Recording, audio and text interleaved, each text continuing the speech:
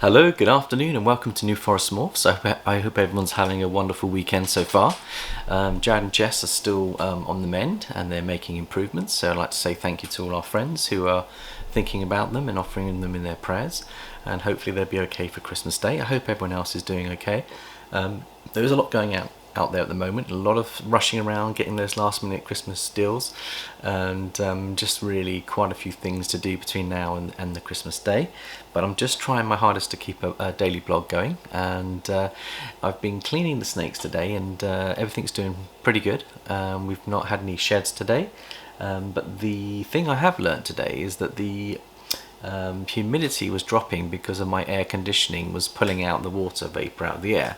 So what I've done is I've switched off the air conditioning because I've opened up the windows. It's a little bit milder, fresher air's coming in, and I've noticed that we've got an extra 10% up on our humidity. So if you're running an aircon parallel to a fogger, that's one of the reasons why you may find that your humidity is varying. So I'm going to just see what happens over the next couple of days. I've got quite a few animals that are going through a shedding process, so I'm hoping that that extra 10% should give us the perfect sheds, and we'll keep you posted with that one. And the other thing is that I fed some of the animals yesterday.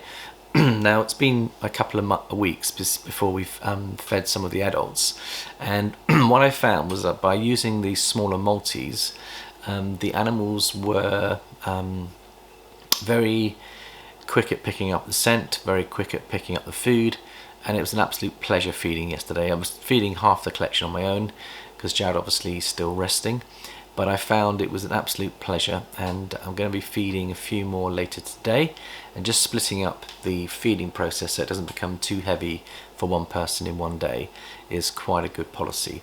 But also I'm feeding small meals at the moment. I'm not even giving big meals out because obviously from the storm that we had a couple of weeks ago, I'm gently bringing the animals back into feeding and then gently get them back into the feeding routine. So there's another thing that we're doing. So today what I thought we could talk about is the need for testing our animals and why we should test our animals. And I was prompted by a lovely video that was put out by Tish at Python Spawn yesterday, and I had a good look at her video. What I love about Tish is she's on a similar journey to me. We're both starting off at the same time. We're both building our collections. We're learning as we go.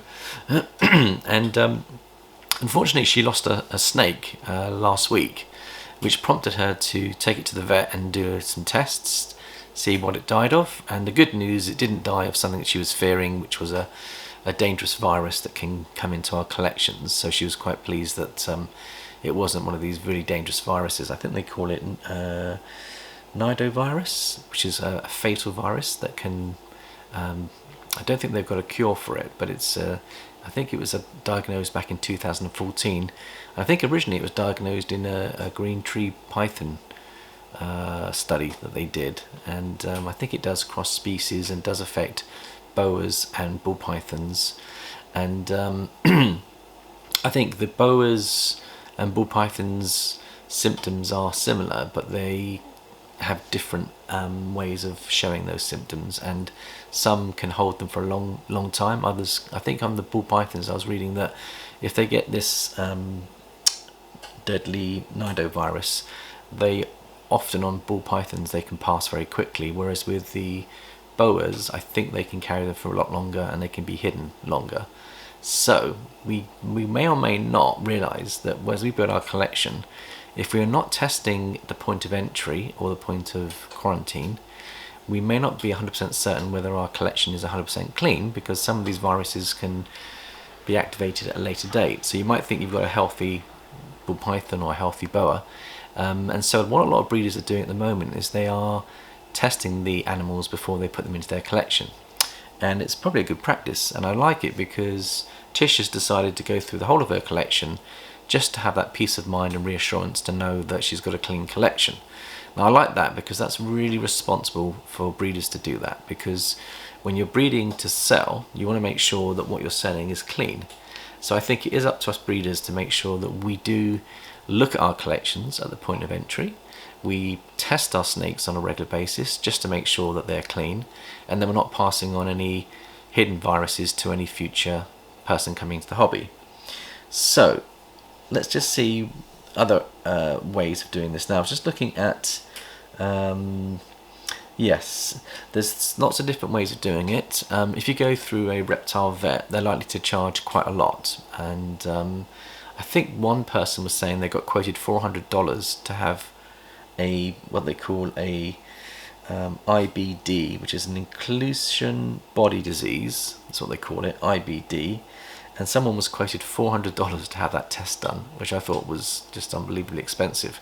Now Tish on her channel, and we'll probably show a bit later on the video, I'll just show you a few clips of what she's doing. She's been using a company called Research Associates Labs, RAL. Hers is based in Texas, but I think they have them all over the US. I'm not sure if they have them anywhere else in the world, but they have a website, which please do go on to that. And on the website they have various options. I think they don't only test snakes, they test all other animals. I think you have to select the reptiles and amphibians section of their website, and you can download a form which I think Tish goes through, and she fills in the form, and it has all these different tests and diseases that we need to look at really carefully. Now, as I was looking through that form, there are 3 different types of tests. You have what they call a DNA test, which obviously they're saying that will cost you $20. And with the DNA test, they'll be able to check your DNA sequencing on your animal. So if you want to double check the parentage, where it's coming from in terms of its genes, if there's any changes in their chromosome sequences which can be affected by disease, then they can study that and they can come back to you and let you know what's going on with your snake. So people do often use that. I think they use swab tests for that. So the swab test, which many of us, because we've gone through 2 years of the COVID-19, are doing our own self-testing at home. And I think they've got these like little kits that are like pregnancy kits, where they're very cheap. And over here in the UK, we're very blessed to have a government that wants us to test before we visit family and friends, and you can pick up free test kits. I think Mandy's been up several times bringing back kits for me to test before I travel and visit my family, before I travel and visit any friends. I just check to make sure I'm clean before I go into that environment. Now I think that's probably a good thing to do. It's not very intrusive. They're small little cotton buds, and you put them up your nasal, and you, I think, spend 15 to 20 seconds just turning the and both nasals like that, and then you put it into this solution, seal it up, and then I think actually in this case, I think Mandy was saying that you put them into this, it's like a pregnancy test kit, and it's got 2 lines, and if you get 2 lines, you've got a good chance that you've actually got COVID. If it's just 1 line, then you haven't got COVID. And so that's a home kit that you can do, and I think they're very cheap. I think a couple of pounds, $2 or $3 maybe, to be able to use that kit, and they're pretty reliable. Now obviously there are other kits that you can get that are more expensive that are more reliable. So my thoughts are that if they've come up with this solution for us, could they come up with a solution for us snakes that we can do facility testing in our facilities to get some reassurance to see whether our snakes are carrying any viruses? Now, I haven't seen anything out there at the moment, but I'm just wondering, as a blessing of the COVID-19, whether the industry will take on board what they call facility tests that we can do in our facilities, and that we can do swab tests on our snakes and see if they're carrying any diseases.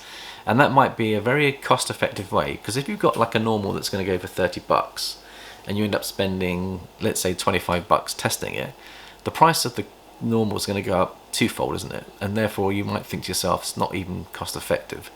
But I think if you get the price of these kits down to $2, and I remember watching a film produced by Brian Burchak, and he was saying that if enough of us are willing to do this in the hobby and in the industry, the whole price will drop dramatically. And I think there's a lot of sense in that. The more demand there is for these kits, and the more that we use, the price will drop. So I think there's a little bit of food for thought there as to what your thoughts are. Let me know whether you think it's a good idea. I personally think it's a good idea. I think that when we buy in a snake, there's 2 different levels of responsibility. The seller could do a pre-screening test before they ship and then pass the cost on to us. Or you could actually leave it to the buyer in quarantine as part of their procedure to do the test. I actually think I would prefer the breeders to test and only sell clean snakes. So I do think the onus is on us as breeders to do the checks. And I also think, as a secondary precautionary measure, the new owner does their own checking their end as well. And of course, it's not a one-off test. It's something that we should do regularly, I think, because these viruses can come and go. Some are more deadly than others.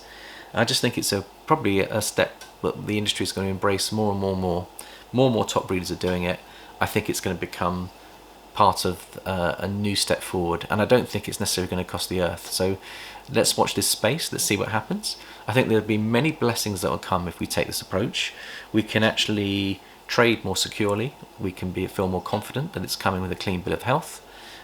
If we self-regulate, you've got to ask the question, is that sufficient to give us the confidence and trust that we need, or do we need it to be certified by a vet? Now, if you get vets involved that are really qualified, you're talking big money. So I don't know, I think if we can test ourselves for COVID, and a lot of us are used to doing that, I wonder whether breeders will be comfortable doing their own tests and giving some form of reassurance, and then maybe it's up to the buyer to have it doubly checked and invest a little bit more money to have that doubly checked themselves. So lots of different ideas, lots of different thoughts there. Let me know your views and what you think, and it'll be very interesting. So on this particular test that Tish was showing us, there was 3 different types of tests. There's the DNA test, and there's what they call a panel test. And a panel test is like a group of tests, hence it's called panel, where instead of actually just having a swab, you might take a skin sample, you might take various fluids from either alive or sometimes dead animals as well. They take a sample of the fluids on their tract and their necks, in their body parts. They can take urine samples, you can take stools, you can take blood tests. There's a whole range of different, obviously in humans it's hair, skin, so many different ways of actually doing these panel tests. So that's probably worth having a look at as well. They are more expensive. You're looking at about $60 for some of those, as opposed to $25 for your straightforward RNA tests that we have. Now I know my battery's about to die, so if I do lose you in the next 2 or 3 minutes, we'll continue this subject a bit further, and maybe I'll post another video showing Tish's experiments that she's doing and what she's doing her end. But no, I think it's really good to have a look at this. I'm just trying to think, there's some other benefits for doing these tests. Now, I was listening to a live show the other week where there's a doctor that can do DNA tests and tell you whether you've got a het or not. So the possible het arguments that we kind of talk about all the time, saying, do we take a gamble or do we go for a guaranteed het? You can take a shed of a snake, put it through a DNA test, and actually find out if it's het or not.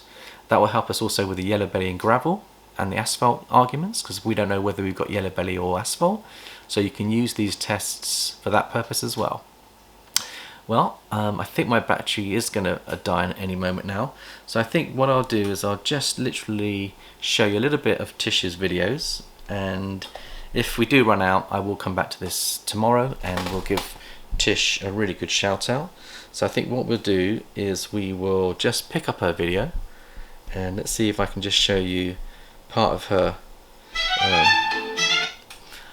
video on that, and just gonna see if I can get that up. In fact, I'll just leave that there a second, and let's see if I can get this Python Spawn is her channel, and it's called Testing for Nidovirus, and I'm just gonna give you a little clip of hers. Let's see if we can get to the actual business side. Starts at 39 seconds. This week, we're going to test some of my animals for Nido. Come on in.